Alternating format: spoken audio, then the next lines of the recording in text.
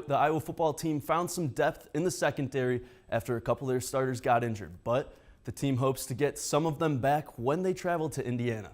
Live in the newsroom with more is Adam Hensley. Adam, how are you? I'm good. Thanks for having me. Yeah, of course. So Iowa's been dealing with some injuries in the secondary. Who is in at quarterback on Saturday against the Hoosiers? Well, on Saturday, Kirk Ferentz said that freshman quarterbacks Riley Moss and Julius Brents, they're going to make their second career starts.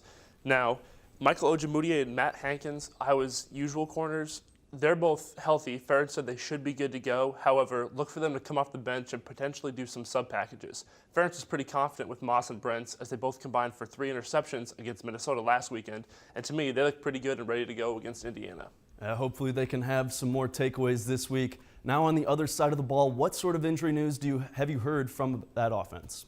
Well, offensively, starting running back Ivory Kelly-Martin and tight end Noah Fant, they're both in concussion protocol.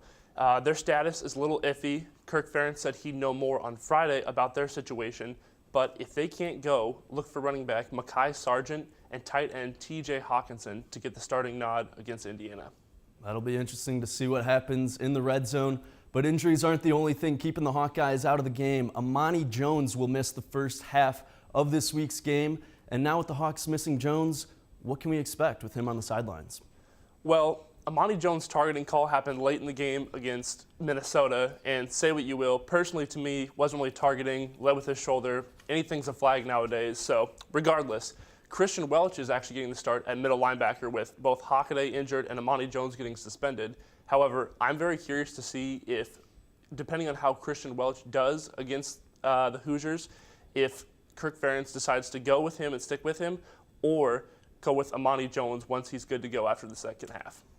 Adam Hensley live in the newsroom. Thanks as always, Adam.